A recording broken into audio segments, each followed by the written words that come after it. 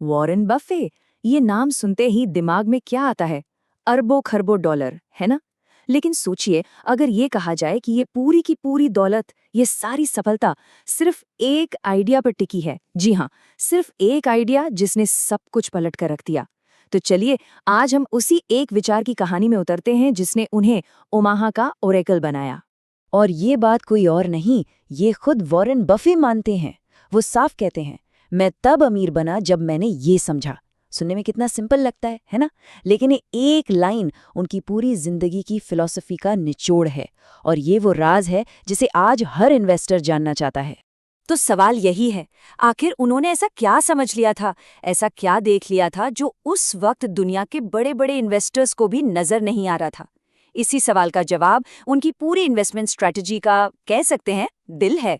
तो इस कहानी की शुरुआत होती है एक बहुत ही आम गलती से। कई सालों तक वॉरेन बफे भी ठीक वैसे ही इन्वेस्टिंग कर रहे थे जैसे आज लाखों करोड़ों लोग करते हैं, और ये वो तरीका था जिसे उन्होंने बाद में खुद पूरी तरह से गलत बताया। चलिए समय में थोड़ा पीछे चलते हैं। साल था 1942। एक छोटा सा लड़का जिसने अपनी पूरी जमा पूंजी एक एक पाई जोड़कर $114 और 75 सेंट इकट्ठे किए थे, और उन पैसों से उसने अपनी जिंदगी का पहला इन्वेस्टमेंट किया। सिटी सर्विस प्रेफर्ड स्टॉक के 3 शेयर खरीदे, और बस यहीं से सब कुछ शुरू हुआ था। अब अपने करियर के शुरुआती 8 सालों तक बफे वही सब कर रहे थे जो बहुत से लोग आज भी करते हैं। मतलब स्टॉक के चार्ट्स देखना, ये अंदाजा लगाना कि लाइन ऊपर जाएगी या नीचे, टेक्निकल एनालिसिस की किताबों में डूबे रहना, मार्केट को प्रिडिक्ट करने की कोशिश करना। उनके लिए स्टॉक का मतलब क्या था? बस एक टिकर, एक नंबर जो ऊपर जाता है और नीचे आता है, बस। और फिर उन्होंने खुद इस बात को माना। उन्हें ये एहसास हो गया कि वो जिस रास्ते पर चल रहे हैं वो रास्ता कहीं नहीं जाता, वो एक भूल भुलैया है। और यही वो मोमेंट था जब सब कुछ बदलने वाला था। तो सवाल यह है कि ये बदलाव आया कैसे? यकीन मानिए, ये बदलाव किसी बड़ी घटना से नहीं, बल्कि एक किताब से आया। जी हाँ, सिर्फ एक किताब जिसने एक नौजवान इन्वेस्टर की सोच को हमेशा हमेशा के लिए बदल कर रख दिया। उस किताब का नाम था द इंटेलिजेंट इन्वेस्टर, और इसे लिखा था बेंजामिन ग्राहम ने। बफे खुद कहते हैं कि 19 साल की उम्र में जब उन्होंने ये किताब पढ़ी तो ऐसा लगा जैसे उनके दिमाग की पूरी वायरिंग ही बदल गई हो। इस किताब ने उन्हें इन्वेस्टिंग को देखने का एक बिल्कुल नया नजरिया दिया, एक नया चश्मा पहना दिया। तो चलिए अब आते हैं उस सबसे बड़े सबक पर, वो एक आइडिया जिसने वॉरेन बफे को द वॉरेन बफे बनाया।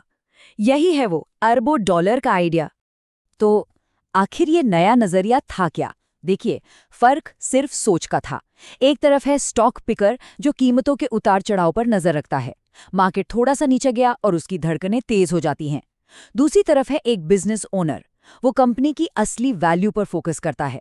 उसके लिए मार्केट का गिरना कोई बुरी खबर नहीं है, बल्कि ये तो एक मौका है, एक शानदार बिजनेस को कम दाम पर खरीदने का मौका।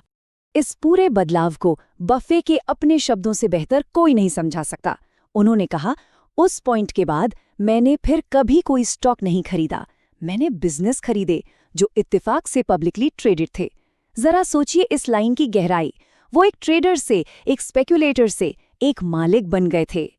अब ये सुनने में थोड़ा अजीब लग सकता है ना, कि स्टॉक गिरने पर खुश होना चाहिए। लेकिन एक मिनट के लिए सोचिए, मान लीजिए कोई एक बहुत बढ़िया बिजनेस खरीदना चाहता है, तो वो उसे महंगी कीमत पर खरीदना पसंद करेगा या सस्ती? जाहिर सी बात है, सस्ती। ये बिल्कुल वैसा ही है जैसे कोई किसान चाहता है कि खेत की जमीन सस्ती हो ताकि वो और खरीद सके। बस यही लॉजिक है। एक समझदार इन्वेस्टर को अच्छी कंपनी के शेयर गिरने पर दुखी नहीं बल्कि खुश होना चाहिए। ये तो डिस्काउंट का टाइम है। और ये सोच सिर्फ अलग अलग कंपनियों को चुनने तक ही सीमित नहीं थी, ये एक और भी बड़े विश्वास पर टिकी थी, और वो विश्वास था पूरे अमेरिकी इकोनॉमिक सिस्टम पर। उस सिस्टम पर उनका अटूट भरोसा। और इसी भरोसे की वजह से वॉरेन बफे ने हमेशा अपनी दौलत का 80% से भी ज्यादा हिस्सा अमेरिकी बिजनेसेस में इन्वेस्ट किया है। उनके लिए ये सिर्फ कुछ स्टॉक्स खरीदना नहीं है, ये अमेरिका की ग्रोथ स्टोरी का, उसकी सफलता की कहानी का हिस्सा बनना है। इस सिस्टम की ताकत को समझना हो तो एक बहुत ही दिलचस्प उदाहरण है। सोचिए, साल 1937 में दुनिया का सबसे अमीर इंसान कौन था? John D Rockefeller. बेहिसाब दौलत थी उनके पास। लेकिन आज एक आम इंसान के पास उनसे कहीं बेहतर दवाइयां हैं, तेज ट्रांसपोर्ट है और कहीं ज्यादा एंटरटेनमेंट के ऑप्शन हैं। ये क्या दिखाता है? ये इस सिस्टम की अविश्वसनीय तरक्की का सबूत है। और अगर आंकड़ों की बात करें तो जरा इस पर गौर कीजिए। पूरी दुनिया की आबादी का सिर्फ 0.5% अमेरिका में रहता है, सिर्फ 0.5%। लेकिन इसी आबादी ने दुनिया के 20% से ज्यादा दौलत बनाई है। ये आंकड़े बताते हैं कि ये सिस्टम लंबे समय में कितना जबरदस्त कामयाब रहा है।